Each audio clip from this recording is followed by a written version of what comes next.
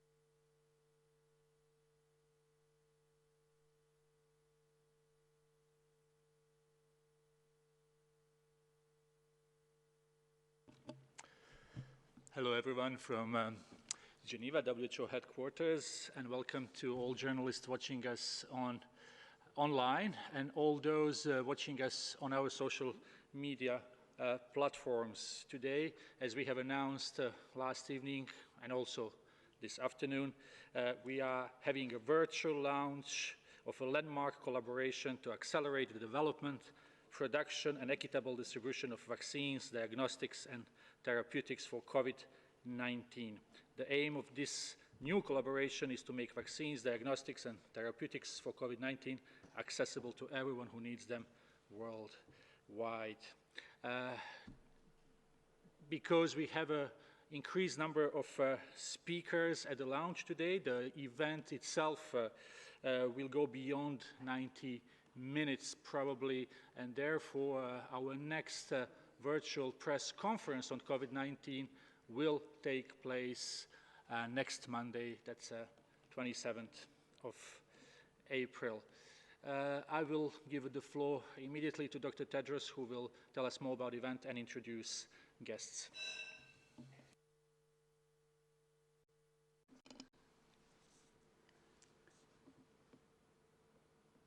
Your Excellencies, good morning, good afternoon, and good evening. The COVID-19 pandemic is an unprecedented global crisis that has been met with an unprecedented global response. Research and development have played a central role. Since January, WHO has been working with thousands of researchers all over the world to accelerate and track vaccine development, from developing animal models to clinical trial designs and everything in between. We have also developed diagnostics that are being used all over the world. And we're coordinating a global trial on the safety and efficacy of 4 therapeutics against COVID-19. The world needs these tools, and it needs them fast. Past experience has taught us that even when tools are available, they have not been equally available to all. We cannot allow that to happen. Today, WHO is proud to be uniting with many partners to launch the Access to COVID-19 Tools Accelerator, or the ACT Accelerator. This is a landmark collaboration to accelerate the development, production, and equitable distribution of vaccines, diagnostics, and therapeutics for COVID-19.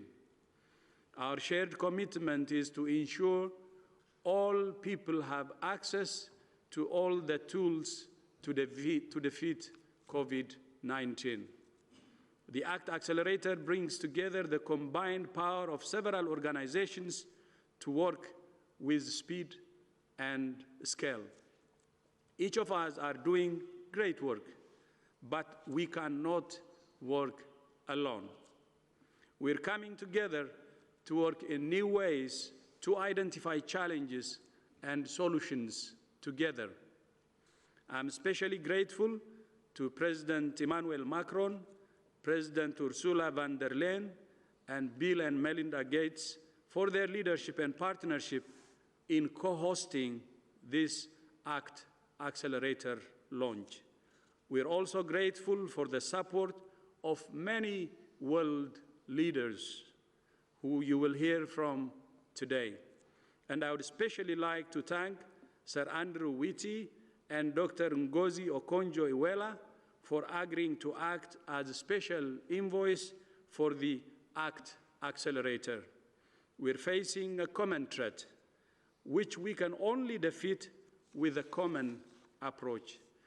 I would now like to invite other co-hosts to speak, beginning with His Excellency, President Emmanuel Macron. Monsieur le Président, you have the floor.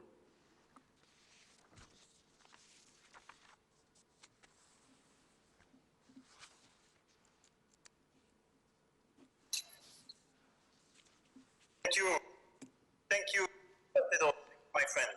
Merci beaucoup, cher ami, Monsieur le Secrétaire général des Nations Unies, Mesdames, Messieurs, les chefs d'État et de gouvernement, Monsieur le Directeur général de l'OMS, Mesdames, Messieurs.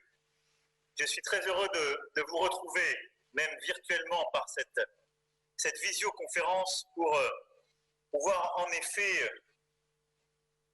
appeler à l'action et porter cet acte de la création donc de cet accélérateur pour lutter contre le Covid-19.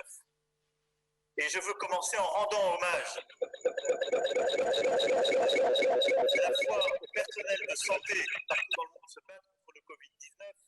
Nous leur devons tant rendre hommage aux chercheurs qui se sont engagés dans tous nos pays pour lutter contre le Covid-19, qu'il soit du secteur public ou du secteur privé, et remercier les personnels humanitaires, ceux des Nations Unies et de l'ensemble des ONG qui, sur le terrain, se battent activement contre ce virus et toutes ses conséquences.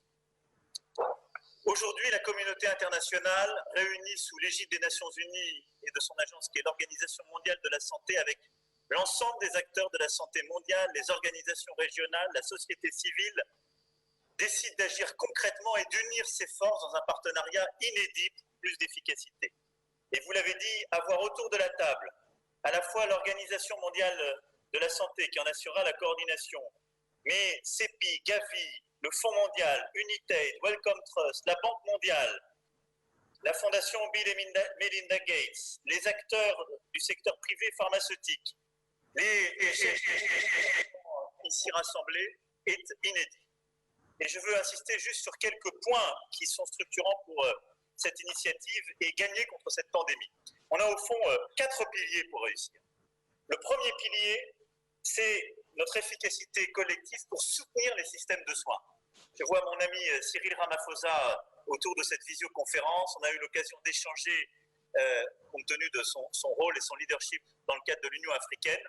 Si on veut gagner contre ce virus, on doit soutenir tous les systèmes, et en particulier les systèmes primaires de soins, pour lutter contre toutes les pandémies, et en particulier le Covid-19.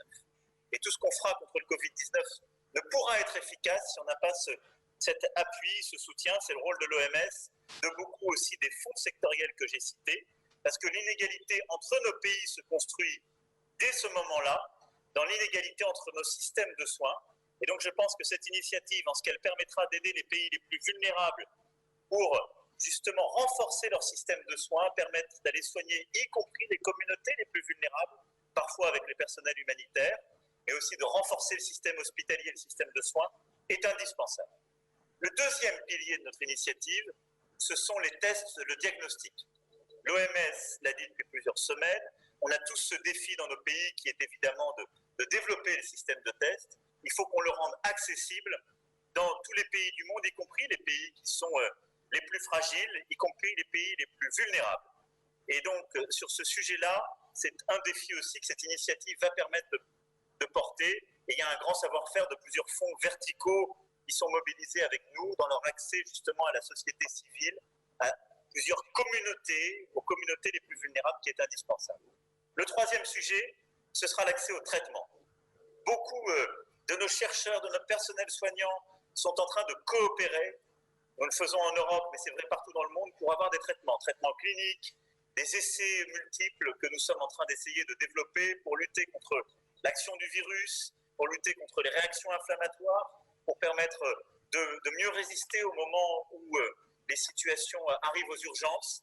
Il faut que ces traitements, nous puissions investir pour les accélérer, les développer, mais aussi en permettre l'accès.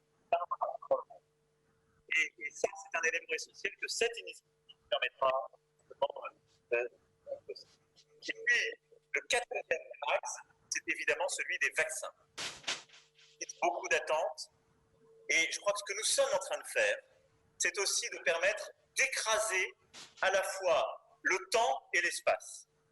C'est-à-dire qu'en décidant d'investir, et il y a toute l'expertise du CEPI, des grandes pharma derrière ce sujet, mais en investissant sur plusieurs solutions, plusieurs familles, d'écraser l'échelle de temps en se disant on commence à aller beaucoup plus vite parce qu'on met plus d'argent, parce qu'on investit sur différentes familles, on commence à manufacturer plus vite pour avoir un accès aux solutions qui marcheront plus rapidement, mais aussi on écrase l'espace parce qu'il est inexplicable et inexcusable face à un tel vaccin de dire c'est dans le pays où ce sera inventé, c'est dans le pays où la pharma aura investi que ce vaccin pourra être accessible.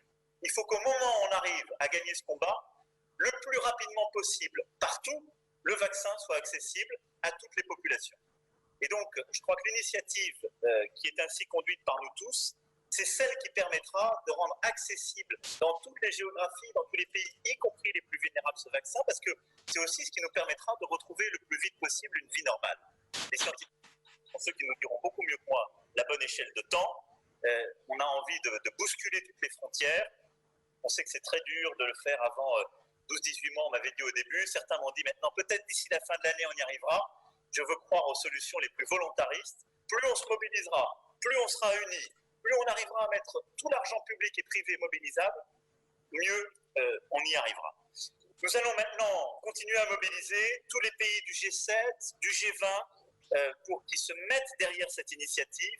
J'espère qu'on arrivera à réconcilier, si je puis dire, auprès de cette initiative commune, et la Chine et les États-Unis d'Amérique, parce que c'est au fond de dire la lutte contre le Covid-19, c'est un bien commun de l'humanité, et aucune division, au fond, n'a lieu pour gagner cette bataille. Et ce que je voudrais enfin retenir, c'est deux choses. On a un rendez-vous le 4 mai prochain autour de l'Union européenne autour maintenant de ce plan d'action très clair où tout le monde est uni, lever l'argent. Et je voudrais que cette méthode, on arrive collectivement à la garder en tête pour les autres pandémies, pour beaucoup d'autres luttes qu'on a à mener. Ce qu'on est en train de faire maintenant, il faut le réussir, montrer au monde que c'est possible quand on se met tous ensemble et qu'on unit nos forces. Et je rêve qu'ensuite on arrive à avoir une telle énergie, une telle unité aussi vite pour lutter encore plus efficacement contre la tuberculose, le paludisme, le VIH et aussi beaucoup d'autres pandémies qui peut-être ont touché beaucoup plus que d'autres les pays les plus vulnérables, mais qui justifient d'aller encore plus fort, plus loin, tous ensemble. Donc merci Dr Tedros de nous réunir, merci au rôle que joue l'OMS et merci à tous les fonds, les pays, les acteurs aussi, fondations et acteurs du secteur privé d'être là aujourd'hui pour qu'on réussisse cette bataille contre le Covid-19, mais aussi cette percée que nous sommes en train de faire collectivement.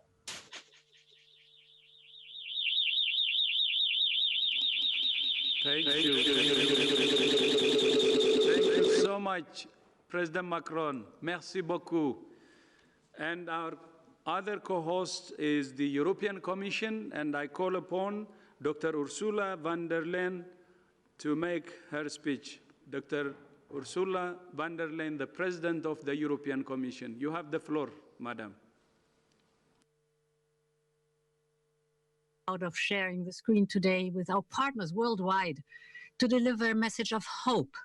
Hope that we can defeat coronavirus together and that we can go back to our normal lives sooner rather than later. And I warmly welcome today's call for global action, and we are ready to respond. Indeed, in just 10 days, on the 4th of May, we will launch a global pledging effort. On that day, we will also announce next milestones of a global campaign. This campaign is to kick off an ongoing rolling replenishment.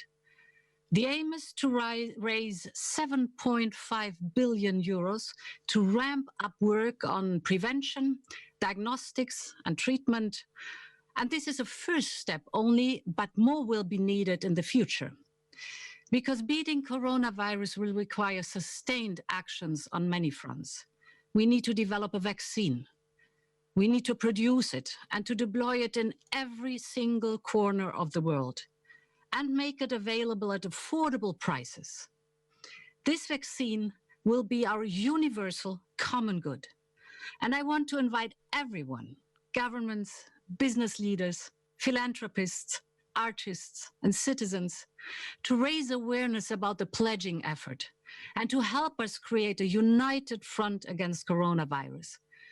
The European Union will spare no effort to help the world come together against coronavirus, because united, we will make history with a global response to the global pandemic. Thank you so much, Dr. President von der Leyen. United, we will defeat this pandemic, this virus. Now the next speaker will be the co-chair of Bill and Melinda Gates Foundation, Mrs. Melinda Gates. You have the floor.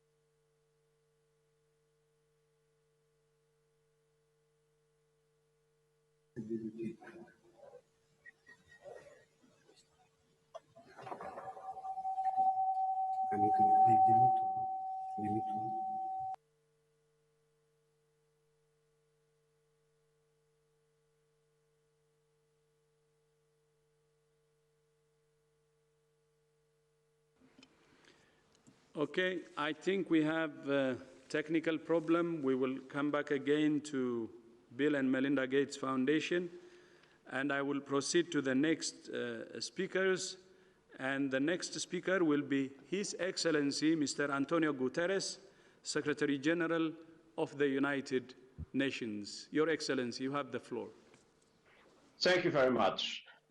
This launch brings together world leaders, the private sector, scientific and humanitarian actors and other partners to promote health, keep the world safe, and advance the public good.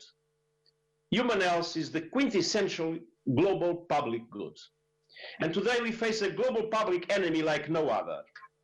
In an interconnected world, none of us is safe until all of us are safe. COVID-19 respects no borders. COVID-19 anywhere is a threat to people everywhere. The world needs the development, production, and equitable delivery of safe and effective COVID-19 vaccine, therapeutics, and diagnostics. Not a vaccine or treatments for one country or one region or one half of the world, but a vaccine and treatment that are affordable, safe, effectively, easily administered, and universally available for everyone, everywhere. A world free of COVID-19 requires the most massive public health effort in history. Data must be shared, production capacity prepared, resources mobilized, communities engaged, and politics set aside. I know we can do it. I know we can put people first. These new tools must be a very clear and essential example of a global public good. For too long, we have undervalued and underinvested in global public goods, a clean environment, cybersecurity, peace, and the list goes on. So let this be one vital lesson of this pandemic, the need for new urgency in support of global public goods and universal health coverage. We are in the fight of our lives, we are in it together, and we will come out of it stronger together. Thank you. Thank you so much, Secretary General. Thank you so much for your leadership. And now I move to my own continent, Africa, and I would like to invite His Excellency, President Cyril Ramaphosa, President of the Republic of South Africa, and the Chairperson of the African Union. Your Excellency, you have the floor. Thank you very much, Dr. Tedros. I take this opportunity to congratulate the World Health Organization on the launch of this landmark global collaboration that brings together world leaders, health scientists, and business leaders. And I wish to commend the WHO for the excellent stewardship in the fight against COVID-19, and also want to single you out for the leadership that you are providing, Dr. Tedros. We are delighted with the work that you continue to do, and we want to pledge our support. The severe consequences of this pandemic will be experienced by all countries around the world for some time to come. I appreciate the timely launch of this collaboration, as now more than ever, the world needs solidarity and cooperation to mobilize and guide all efforts and drive delivery towards equitable access to new COVID-19 diagnostics, therapeutics, and vaccines. The WHO has been instrumental in supporting African governments with early detection of the pandemic, the training of health workers on the continent, and also in strengthening surveillance in communities, including working with a network of experts to address the containment and prevention of the pandemic. Many of us will know that Africa is extremely vulnerable to the ravages of this virus and is in need of every possible support and assistance. As Africa, we are pleased to be part of the global effort that we are all involved in to tackle this pandemic. For its part, the African Union is handling the epidemic through its Africa Center for Disease Control and Prevention, which is guiding the continent, working together with the WHO. We have also initiated a COVID-19 response fund to direct resources to bolster the continent's response. So for us, it is really a joy to be part of this effort to raise resources in order for all of us to get engaged in fighting against this pandemic. And to date, a number of countries on the continent have contributed money towards this effort. All our efforts should complement each other. We see this launch as an important milestone to galvanize global support and to help accelerate the work that the WHO is doing. I want to conclude by saying Africa stands ready to provide the necessary support to the work that is being done and to this effort, and to the WHO and to its leadership in Dr. Tedros. So I take the opportunity now to call upon the international community for the sake of all humanity to continue to support in fighting against this invincible enemy. So we're really delighted to be part of this collaboration, and thank you very much for making us part of this. Thank you, Tedros. Thank you very much to President Macron. Thank you very much to the Secretary General of the UN as well.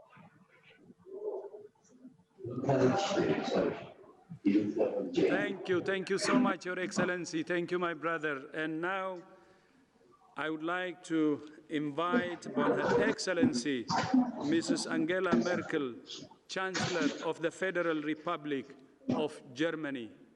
Your Excellency, you have the floor.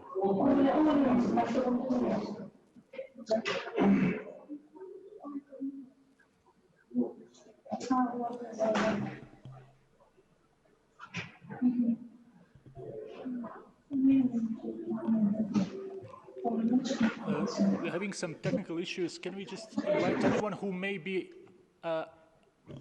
unmuted to mute? Yes. Thank you.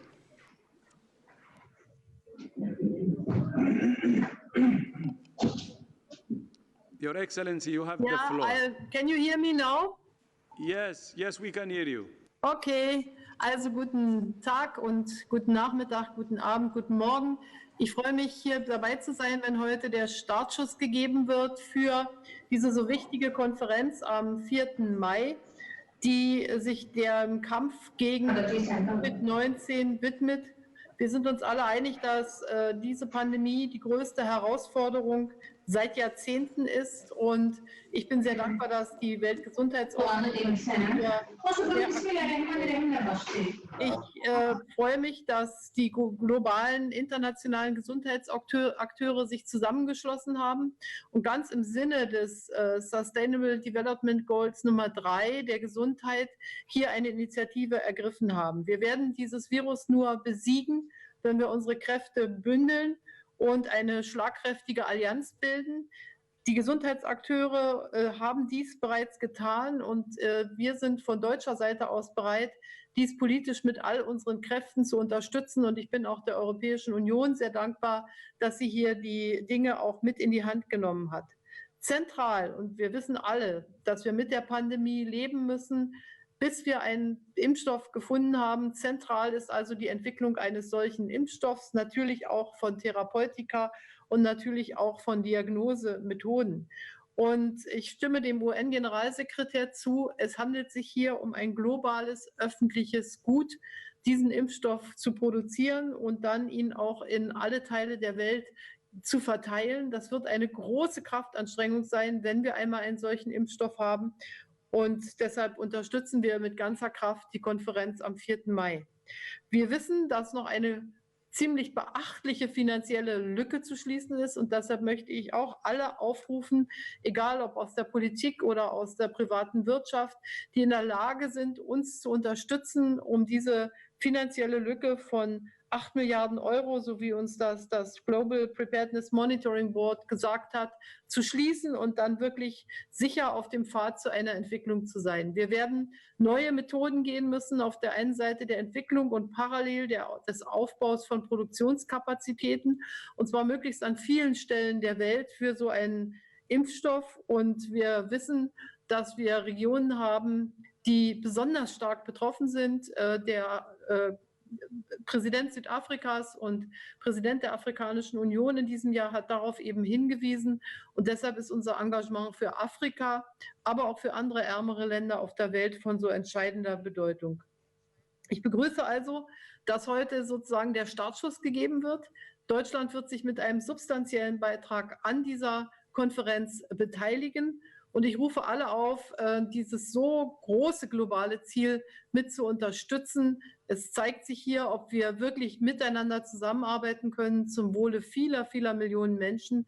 Und ich begrüße alle, die hier mitmachen, und werde auch weiter dafür werben, dass wir möglichst viele Akteure für den 4. Mai dann in wenigen Tagen finden. Herzlichen Dank, Tedros, dass du heute die Initiative ergriffen hast. Herzlichen Dank, Emanuel. Herzlichen Dank, Ursula und Melinda Gates, für diese Initiative.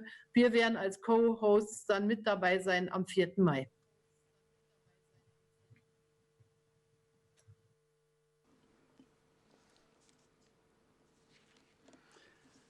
Vielen Dank, Your Excellency. Thank you so much for your leadership.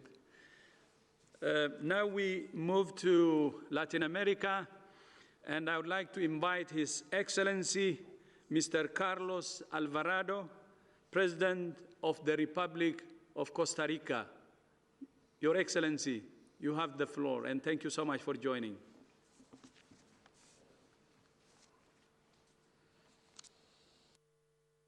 Thank you very much, Dr. Tedros. Good afternoon y buenos días acá desde Costa Rica.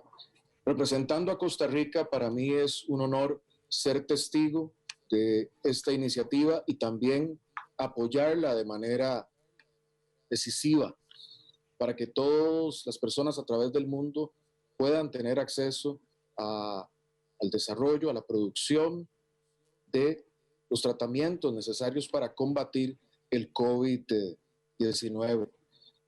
El COVID-19 tiene una particularidad que no distingue si un país es grande, si es pequeño, no distingue si un país es rico, de renta media o pobre. De igual forma, la reacción global no debe hacer distinciones, sino debe ser absolutamente solidaria y del humanismo más profundo en este momento de la historia. Costa Rica respalda profundamente el multilateralismo y hoy que más que nunca lo necesitamos. Por eso para nosotros es un honor estar aquí y ver hacia futuro esa posibilidad de que las vacunas, los tratamientos y toda la materia de testeo masivo esté disponible para todas las personas alrededor del mundo. El pasado 23 de marzo enviamos una nota al doctor Tedros para que hiciéramos una iniciativa junta común para construir un pool, un repositorio de patentes para poder poner a disposición de toda la humanidad la tecnología que apoye esta batalla contra el COVID-19. Puedo informar que hemos avanzado en ese trabajo y previo a la Asamblea Mundial de la Salud queremos compartir esto. Hoy para Costa Rica es un honor apoyar de manera decisiva este Act of Acceleration. Tengamos en mente que esto es un ejemplo y que los ciudadanos del mundo miran a nuestros líderes en este momento a espera de acción. Así como se está actuando en el campo de la salud el día de hoy, tiene que ser un ejemplo para que también actuemos en otros campos, como las finanzas de todos los países alrededor del mundo, pues esta situación pone mucho estrés a nuestras haciendas públicas. Felicitar a todos los co-hosts que lanzan esta iniciativa y desde Costa Rica todo nuestro apoyo y enviarles un caluroso saludo a la distancia. Venceremos el COVID juntas y juntos. Gracias, Dr. Tedros, my brother.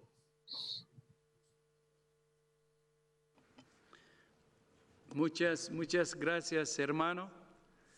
Thank you so much for your leadership, and thank you so much also for taking the initiative to send me the letter. And this is part of what we're doing now, and we're really proud of your initiative. And now we move into Italy, and I would like to invite His Excellency, Mr. Giuseppe Conte, President of the Council of Ministers of the Republic of Italy. Thank you. Grazie mille for joining, Your Excellency. The floor is yours.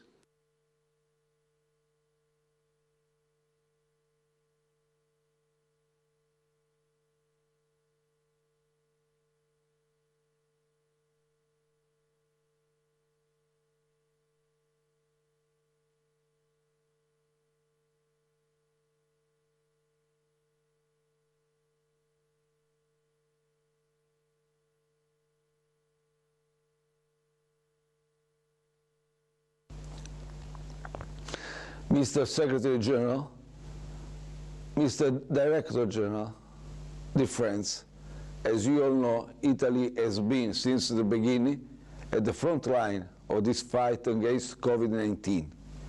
We have learned on our skin many lessons. First of all, that the virus has no borders. This is why we have immediately promoted international cooperation. Foreign Minister Di Maio has actively campaigned for an international vaccination alliance in an international fora.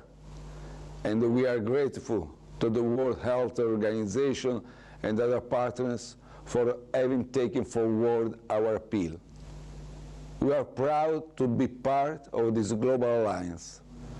I would like to dedicate its launch to those who lost their lives in the fight against COVID-19 and to those who are still struggling.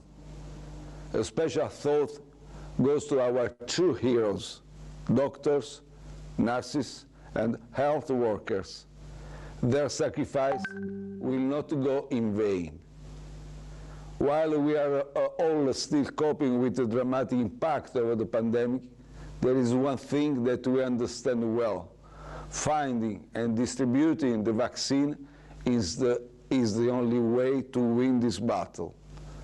Let me commend the many researchers and institutions that are working to make this happen, showing that scientific progress is a shared wealth. As leader, though, it's our responsibility to support their work by promoting good governance, transparency, mutual accountability in order to ensure universal, equitable, and accelerated access to the vaccine and treatments. I'm confident that our alliance will grow in the spirit of effective multilateralism, putting together our best brains and the resources in the interest of the entire mankind. The Italian government is sparing no efforts to protect its people and gradually restart its social and economic engine. Also, you can be sure that Italy will keep up to its tradition of global solidarity. We will stand by our partners in this common endeavor, and you can count on Italy. Together, we'll make it. Thank you very much. Together we will make it. Thank you very much. Grazie mille, Your Excellency. Now, I would like to invite His Excellency, Mr. Moussa Faki Mohammed, Chairperson of the African Union Commission. Your Excellency and my brother Moussa, please, you have the floor.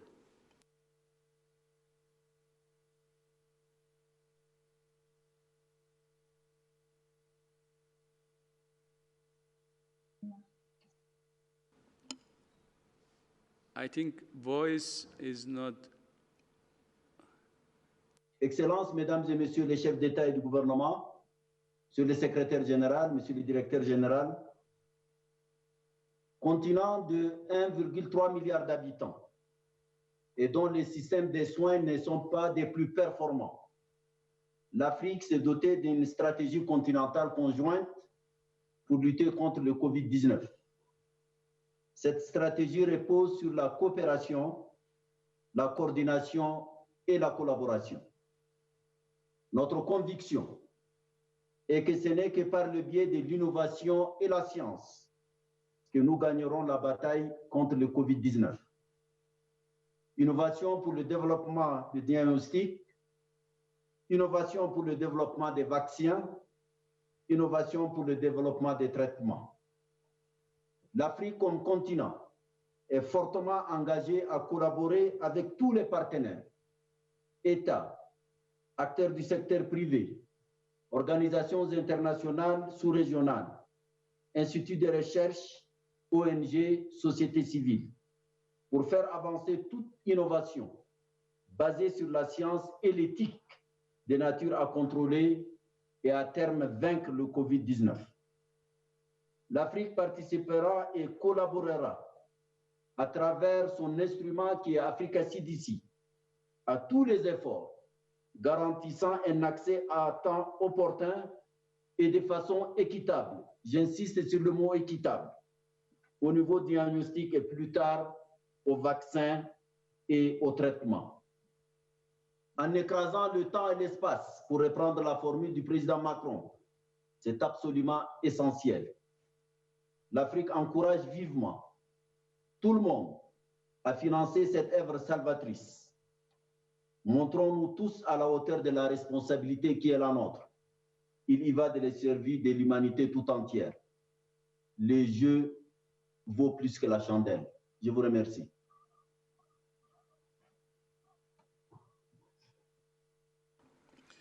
Thank you so much, Your Excellency. Thank you, my brother. Thank you for your leadership and for the continent-wide strategy that you're leading. Now we move into Saudi Arabia, and I would like to invite His Excellency, Mr. Mohammed bin Abdullah Al Jaddan, the Kingdom of Saudi Arabia, G20 Presidency. Your Excellency, you have the floor.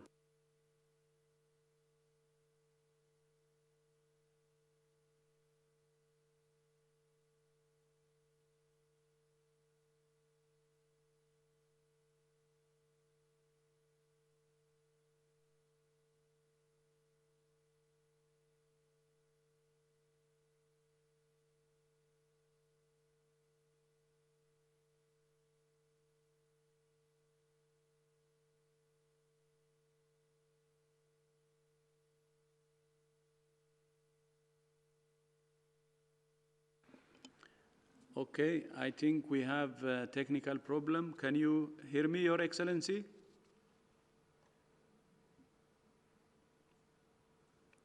Okay, we then move into the next program. The next 5 will be video messages from leaders, and we will replay the message from the co-chair of the Bill and Melinda Gates Foundation, Ms. Melinda Gates, please. The moment we're living through right now is a reminder that we're all part of the same global community.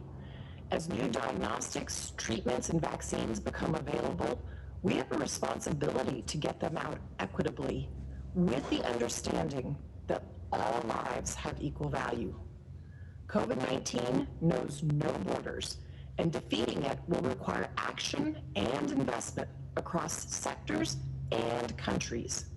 The collaboration we're seeing today, along with the commitments we make at the upcoming Global Response Summit, will help the world rise up to meet this big challenge.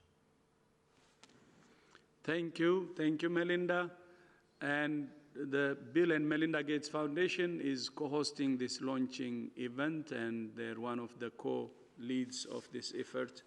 And now we move into a message from His Excellency, President Paul Kagame, President of the Republic of Rwanda, and Chairperson of the NEPAD Heads of State and Government Orientation Committee. The COVID pandemic reminds us that global equity in health is absolutely critical. No one is safe unless we're all safe. Essential health technologies must be available wherever needed.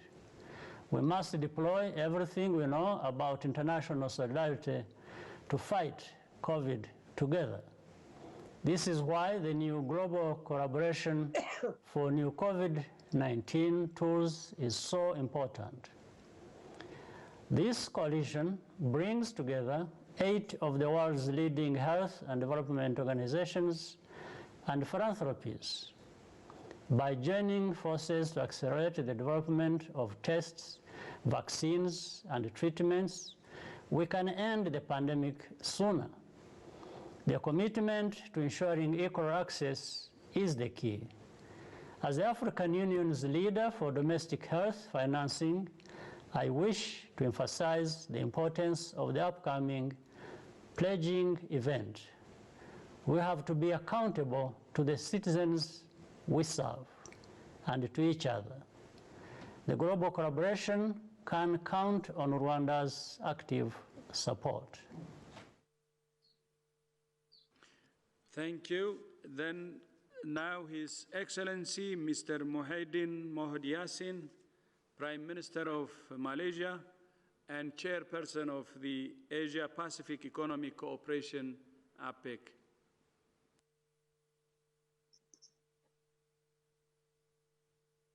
Good morning, my fellow heads of states and governments, Madame Ursula von der Leyen, President of the European Commission, UN Secretary General, Mr. Antonio Guterres, and WHO Director General, Dr. Tedros Ghebreyesus. I am honored to join this important global call. COVID-19 has impacted all of lives and the global economy in ways never before experienced in living memory. The only way we can destroy this common invisible enemy of ours is through solidarity and cooperation. The world needs to come together to coordinate our efforts and expedite the development of effective tools to stop the spread of this disease. The role of the United Nations remains one of our strongest modalities to curb this pandemic in a manner that can ensure that the arsenals in this war that we are fighting can reach everyone, everywhere, in the shortest time possible. Never before has the clarion call to leave no one behind been more important than it is now. Malaysia therefore fully supports this landmark global collaboration to accelerate development and production of tools and vaccines and to assure equitable global access to new COVID-19 essential health technologies.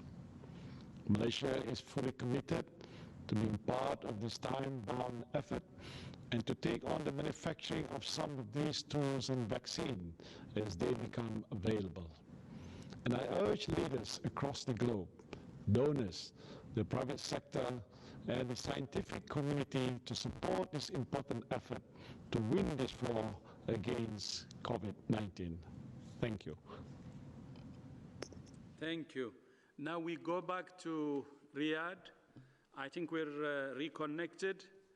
Assalamu alaikum wa rahmatullahi wa barakatuh, Your Excellency, Mr. Mohammed bin Abdullah Al Jadan, Kingdom of Saudi Arabia, the G20 President. Your Excellency, you have the floor. Thank you very much, and good afternoon and morning or evening, Your Excellencies. Let me begin by thanking the global health actors, Bill Melinda Gates Foundation, CB, Gavi, the Global Fund, UnitedAid, Wellcome Trust, the World Bank, and the WHO for launching this initiative. And I also wanted to thank WHO for taking the effort in hosting this important event. I would like also to thank every head of state, every other participant who's with us today and making the time to support this initiative. We are still faced with an extraordinary uncertainty about the depth and duration of this health crisis. And the world counts on us to come together and cooperate to face this global challenge. The Saudi G20 presidency took the lead and worked with its partners and relevant organizations to respond to the COVID-19 pandemic. The G20 will continue reinforcing the global cooperation on all fronts, and most importantly, in closing the immediate financing gap for the health sector. Today, the Saudi G20 presidency launched a page on its Saudi G20 website, the g20.org, to track contributions towards meeting the health financing gap of $8 billion as outlined by the Global Preparedness Monitoring Board. As of today, about $2 billion have been pledged, which leaves about $6 billion of remaining gap. Saudi Arabia has already pledged $500 million to the relevant international organizations in the global health to support the global efforts.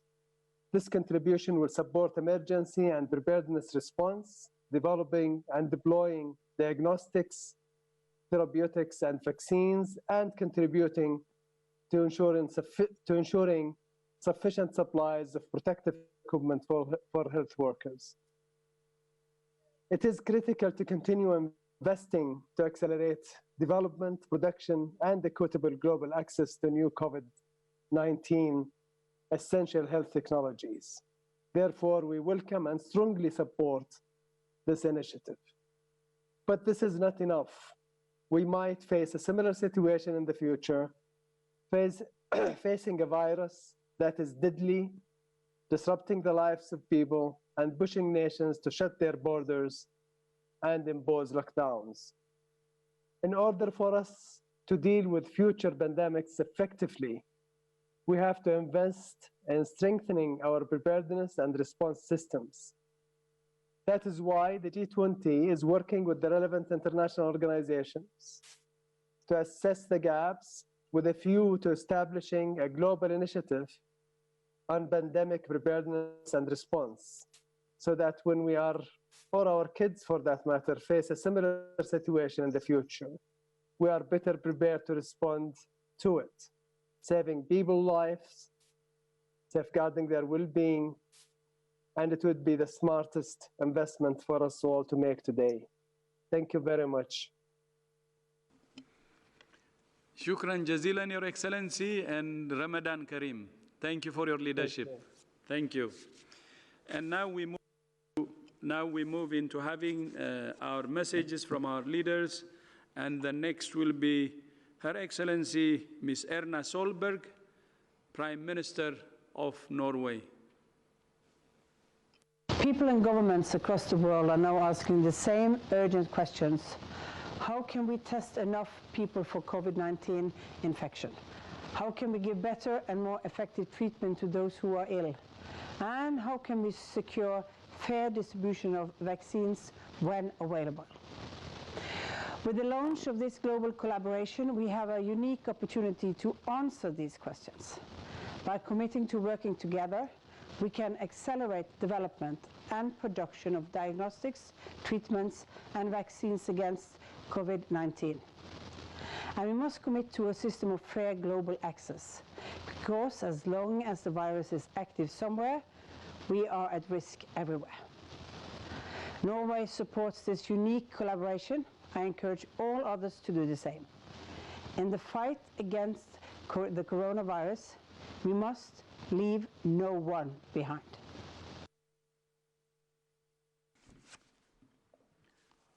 Tax Kaduha, Your Excellency. And next we will move to Spain and His Excellency, a message from His Excellency, Mr. Pedro Sanchez, Prime Minister of Spain.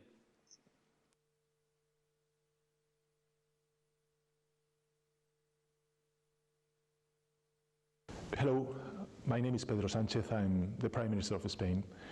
We are in the midst of an unprecedented crisis, but we have the chance to act decisively and come out stronger from it. As long as there are people infected anywhere in the world, none of us will be safe. I am committed, my country is committed to doing whatever it takes to avoid anything similar from happening again in my country, Spain, or anywhere else. We firmly believe that solidarity and multilateralism are the only way forward, and we have declared so publicly. Now it's the time to walk the talk, and today I believe we're taking a decisive step in the right direction. Spain, my country, is firmly committed to the leadership of the United Nations and to the central role of the World Health Organization in dealing with the global efforts to fight the pandemic and its impacts on people and prosperity. Going forward, we must strengthen the multilateral architecture and enable it to respond faster and more effectively. In order to counter COVID-19, we need vaccines, effective treatments, and fast and reliable tests. We need them soon. And most importantly, everybody needs them. Everybody needs them. It is imperative to develop the capacity to produce and distribute them at a scale and at affordable prices. They must be accessible to everyone and every country in the world. In the fight against COVID-19, no one should be left behind. We must move away from fragmented individual efforts towards a collaborative approach. The magnitude of investment needed, the risks attached, the fear from regulatory and market change are all real obstacles in the quest for a vaccine. No private company, no government, no country alone can escape them. Partnerships are the only solution. Today, we're calling for action. Together, we can find the tools needed to address the crisis faster and better. Spain, my country, stands with you. My dear friends, you can count on our full support. Thank you very much. Muchas gracias. Muchas gracias, Your Excellency. Now, a message from His Excellency, Mr. Dominic Raab, Secretary of State of Foreign Affairs and Commonwealth Affairs, United Kingdom of Great Britain and Northern Ireland. I would like to use this opportunity to appreciate my friend, Prime Minister Boris Johnson, He has been very, very keen on this initiative from the start and following up even while he was still unwell. And I would like to express my great respect and appreciation for his commitment to this initiative. And I hope he is now proud that it has reached this level and the whole world is behind this initiative. Thank you, Boris. And please, next message. Let me start by thanking the World Health Organization and Dr. Tedros for convening this event.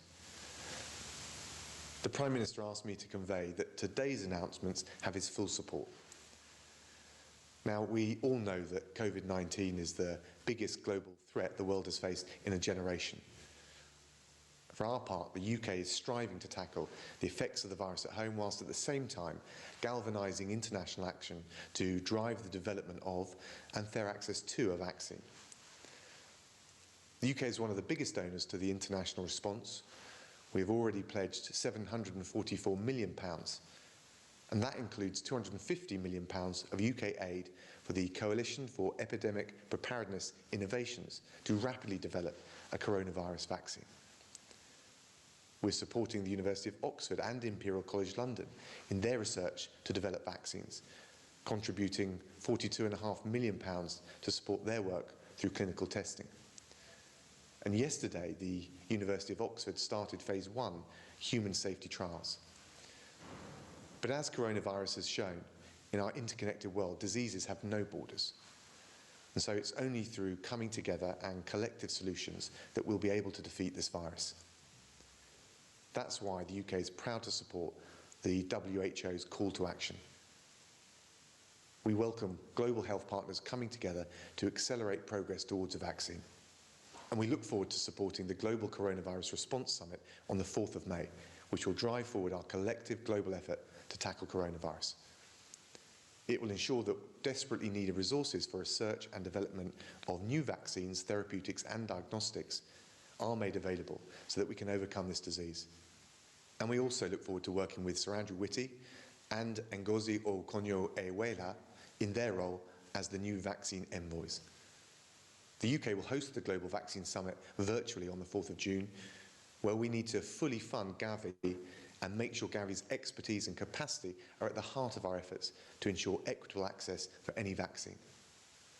And just finally, I want to say the UK is proud to be standing side by side with our international partners in the fight against coronavirus.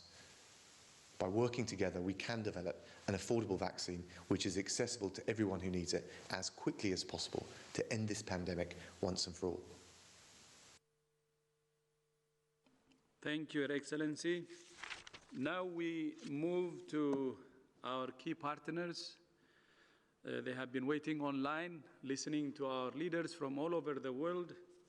And I will start with Dr. Seth Berkley, Chief Executive Officer, Gavi, the Vaccine Alliance, who has been working very hard to make this launching a reality. My brother, you have the floor. Seth.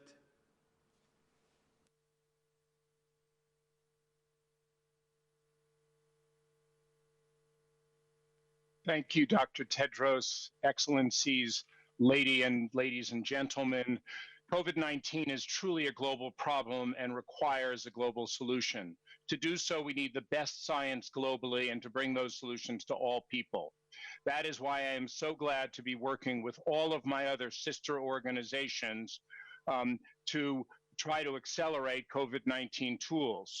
As you know, Gavi, the Vaccine Alliance, currently helps vaccinate nearly half the world's children as part of its mission to save lives, reduce poverty, and protect the world against the threat of epidemics. We need other tools, but you will have heard it said that without a vaccine, we will never defeat this pandemic. This is likely true. And what this means is that we need to devise and deliver a vaccine program to get billions of doses out at a speed and scale never before contemplated, let alone achieved, the most rapid vaccine deployment in history. Gavi has a unique role to play in this global collaboration. With over 2 decades of experience at introducing nearly 500 new vaccines, we can help identify and prioritize the most suitable vaccines to make this momentous task possible and to scale up manufacturing at risk so that we have adequate supplies. Lastly, the infrastructure we have helped put in place in the countries we support, right down to the community level, will help us ensure not one person gets left behind. This is what Gavi was set up to do. We are already helping countries deliver vital testing and other equipment and working to maintain life-saving immunizations even as countries face up to the pandemic. The expertise and the structures to defeat COVID-19 are in place. Today, in this esteemed company, I'm proud to say we now have the commitment. We look forward to working with all of you. Thank you. Thank you, Seth, and thank you, Gavi. Gavi and Global Fund actually have reprogrammed their funding from day one to fight COVID, and I would like to recognize that, and thank you so much for your leadership. Now I go to Peter Sands, the Executive Director, the Global Fund to fight AIDS, tuberculosis, and malaria. Peter, my friend, you have the floor.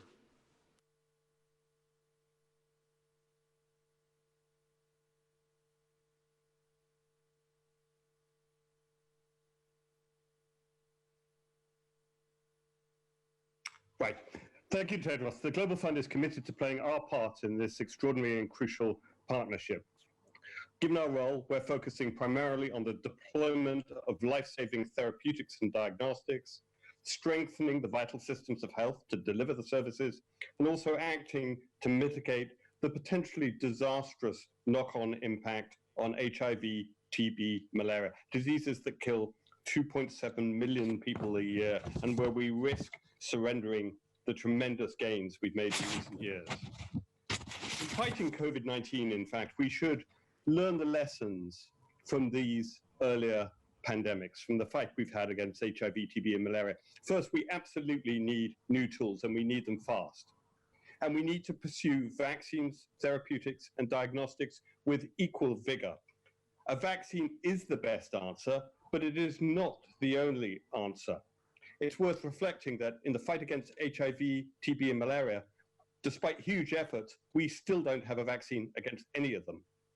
But with diagnostics, therapeutics, and prophylactics, we have demonstrated that we can achieve massive reductions in mortality, and many parts of the world have eliminated these diseases as threats to public health. Second, we must recognize that developing new tools is essential, but not enough. We must make sure the people who need them get them. The lessons from AIDS must be learned.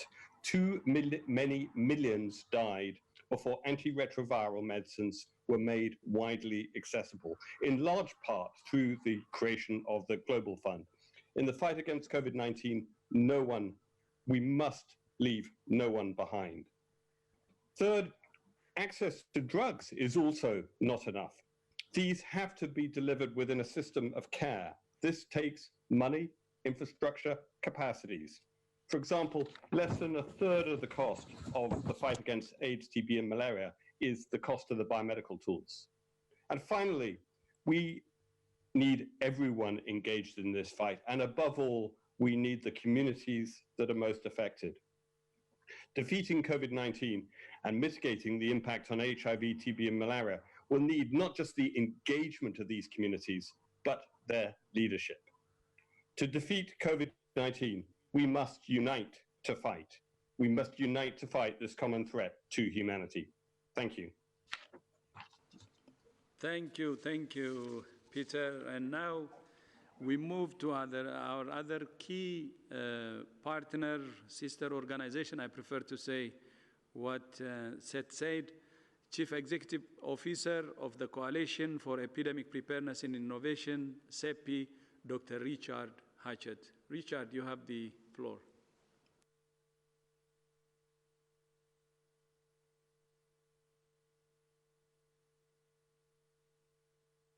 Thank you, Dr. Tedros. It's an honor to be here today to commit CEPI to work as part of the ACT Accelerator. The establishment of the ACT Accelerator is a watershed moment in the world coming together to develop a global exit strategy from the COVID-19 pandemic. The challenge we face in medical, humanitarian, and economic terms is unprecedented. We can meet it only by bringing together the combined strengths of governments, multilateral institutions, the private sector, and civil society. Everyone must have access to the tools and countermeasures, including vaccines, that we will develop through the ACT Accelerator. Science and policy must align in their commitment to equity and justice. We cannot meet the ongoing threat of COVID-19 one country at a time. COVID-19 anywhere is a threat everywhere. Today, there is hope. By bringing together the collective strengths, resources, and expertise of the institutions that will contribute to the ACT Accelerator, we can end this pandemic together. CEPI is proud to be part of this global collaborative effort.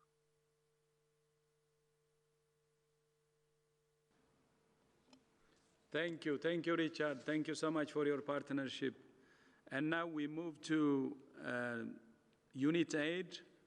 The next speaker will be Executive Director of UNITAID, Mr. Felipe Donetan. Please, Felipe.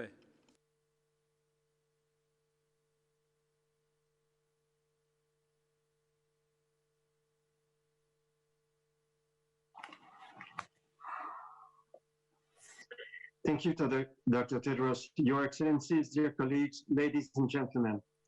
These extraordinary times demand that the global health community stand in solidarity to find solutions to defeat and eliminate COVID-19. We also need to take care of people who were and still are under threat of other diseases. And just to pay attention, tomorrow is also the Malaria Day. But this global threat requires an unprecedented global response. The launch of the ACT Accelerator today is key to strengthen and accelerate the world coordinated response against COVID-19. We all know that we need a vaccine, but also, as soon as possible, we need test and treat approach that requires new treatments, better and faster diagnostic. This solution needs to work everywhere, including countries with weak health systems, and we need to ensure access to all those in need, including health and community workers. And we believe we, as part of the health community and with industry, we can make it. To succeed, we must rely on science and good R&D and ensure equitable and affordable access to this new tool. This is also the core activities of UNITAID's mandate. This requires close collaboration with all partners in the response. This is the commitment we are making today. UNITAID has already started and will actively collaborate alongside partners supporting an urgent and ambitious response to the COVID pandemic. It is the combat of our life, and we will do everything we can to succeed. Thanks for the head of states from the north and the south. Thanks for WHO to help all of us to make this happen for the people of the world. Thank you. Thank you, Felipe. Thank you, UNITAID. Now we move to this to IFRC, the International Red Cross and Red Crescent Movement, and the Secretary General, Mr. Jagan Chapagan. Please, Jagan, you have the floor. Excellencies, ladies and gentlemen, let me start by thanking Dr. Tedros for his leadership of WHO in this difficult time. The International Federation of Red Cross and Red Crescent Societies is fully committed to this global collaboration, the ACT Accelerator. As the largest volunteer-based humanitarian network, we join the call to assure equitable global access to new COVID-19 essential health technologies, starting from the most vulnerable communities in difficult and fragile contexts. Developing technologies, be it vaccines, drugs, or diagnostics, is a very important first step. Ensuring fair allocation and timely delivery to all in need is the greatest challenge. The time to prioritize equity is now. This means putting the most disadvantaged communities at the center of our collective response to this pandemic. We in IFRC pay tribute to 14 million Red Cross Red Crescent volunteers and all other volunteers for their heroic work at the community level in more than 192 countries. And we offer this network in support of this global effort to ensure that no one is left behind in this humanitarian crisis. The power of our humanity is and will be measured by how we collectively protect the weakest among us. Thank you. Thank you, Jagan. Thank you, IFRC. Now I'd like to invite my brother, Sir Dr. Jeremy Farrar, Director, Wellcome Trust. Jeremy, you have the floor.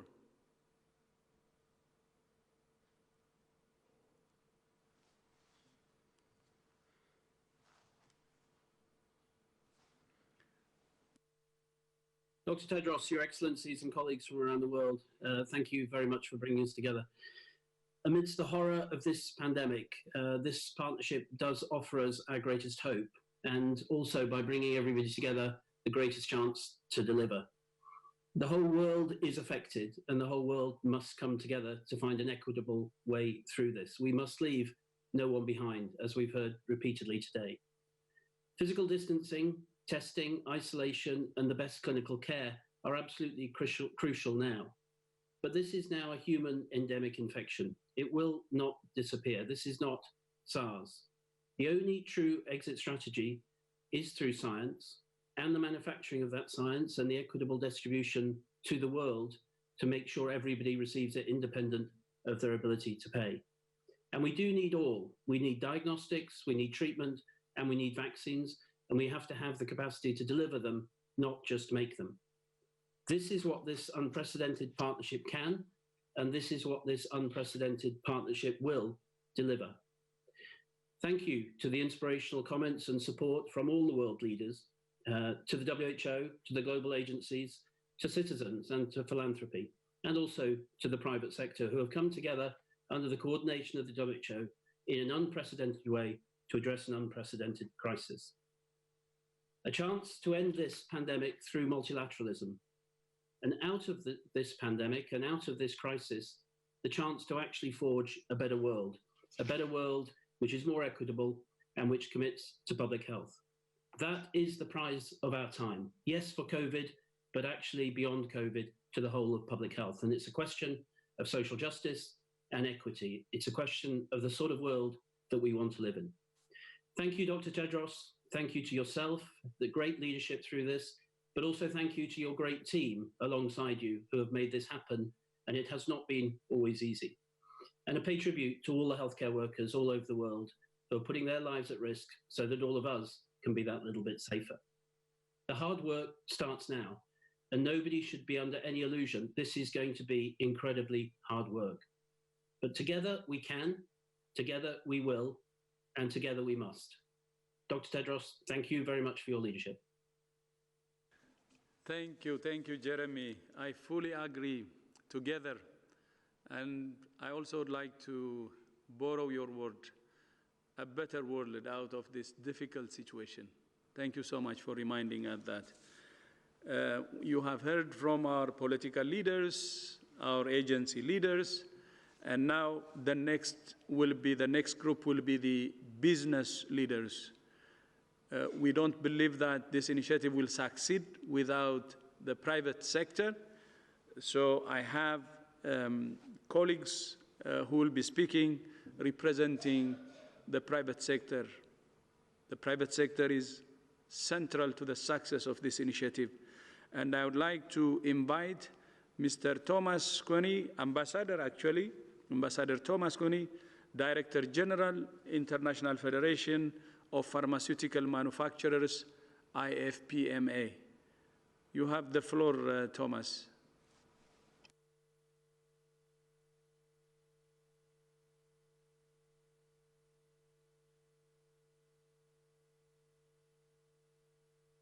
Now I'm unmuted. Thank you, Dr. Tedros. Biopharmaceutical industry is acutely aware of the enormous responsibility we have to patients and society to engage in unprecedented levels of collaboration to find a solution to COVID-19. We stand ready to bring to this partnership our unique knowledge and expertise in the discovery and development of medicines and vaccines, as well as our experience in building manufacturing capacity and distribution networks. Today, scientists in the public and private sector hold the keys to our common goal, the swift end of the COVID-19 pandemic. We are proud to be part of this landmark global partnership and are fully committed to its goal to accelerate development, production, and equitable global access to safe, effective, and affordable COVID-19 therapeutics and vaccines. In the fight against COVID-19, we must ensure that no one is left behind. We will only succeed in this journey together. Thank you, Dr. Tedros. Thank you so much, Thomas. And now we move to another colleague, Ms. Hanan Subol, Chair, the International Generic and Biosimilar Medicines Association. Madam, you have the floor. Tedros, Your Excellency, beside the need for the novel treatments to combat COVID-19, there is a tremendous need for existing medicines to treat infected patients. The global generic and biosimilar medicines industry, IGBA, is living up to its vision to improve access to those cost-effective quality medicines worldwide. We call on the global community and political leaders to support this landmark collaboration to ensure that every single patient around the globe is treated. Thank you. Thank you so much indeed. And now the next speaker will be the President of the Developing Countries Vaccine Manufacturers Network, Mr. Sai Prasad.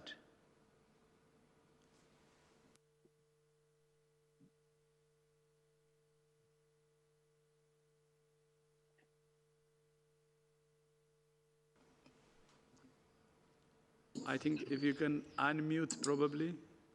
Thank you. Yeah, thank you, Dr. Tedros.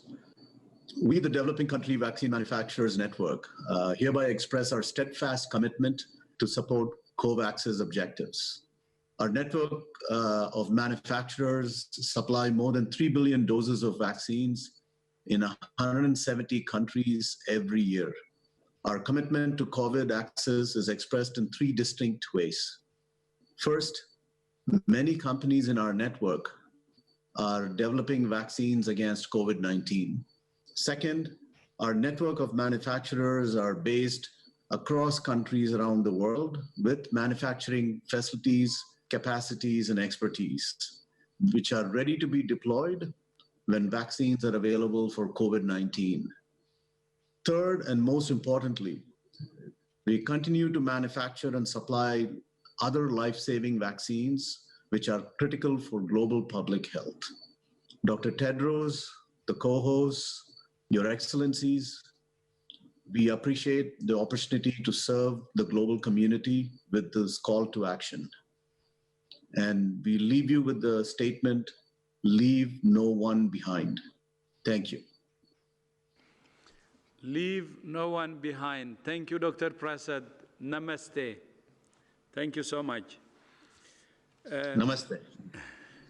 Thank you. So we have listened to our political leaders, agency leaders, business leaders, and now I will move into our other speakers.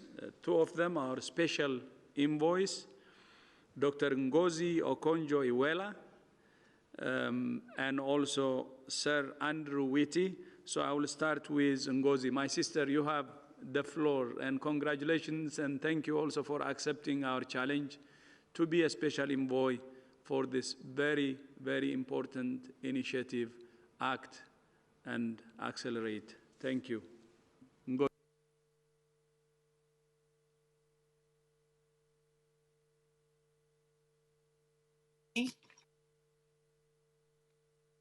Can you hear me?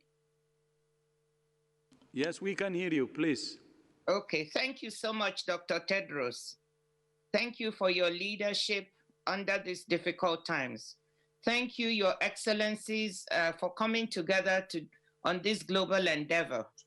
I won't say much except to say it's an honor to accept this task, to serve the global common good, and to act as a bridge to the developing world, especially to my continent, Africa. Equity, access, and affordability are the key tenets of our efforts and should remain the key tenets. We must all come together and work to achieve all this. Thank you so much. Thank you, Ngozi. Thank you so much indeed. And Ngozi is also selected as special envoy by His Excellency President Cyril Ramaphosa to lead the COVID response event in Africa, and she will act as a bridge between Africa and this initiative, and that will be a very, very important role. So having said that, now I'll move to Sir Andrew Whitty, former CEO of GSK, and now our special envoy. You have the floor, and thank you so much for accepting to really lead this effort. Thank you.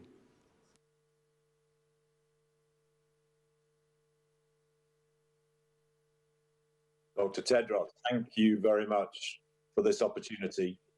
I'm humbled to have been asked to undertake this role to support this unprecedented coalition. And all I want to say simply today is I'm absolutely committed to working with all of the partners to build on all of the work that's been done already, to avoid duplicating work, to help catalyze the fantastic efforts that have already been undertaken, with a mission to achieve great equitable access to the various tools that we know we need to deal with this pandemic. Please count on me for open-minded, energetic support and engagement. And I simply ask in return for your support and collaboration in helping us to work forward to bring this to an end as quickly as possible. Thank you. Thank you so much, Sir Andrew Whitty. So we're coming to the end of our launch. Thank you so much to all our political leaders who have given your support and for your leadership. And thank you also to our agency leaders, to our business leaders, and also to our envoys. This is everybody's business, as you said, and we will do everything to make this initiative a success as partners.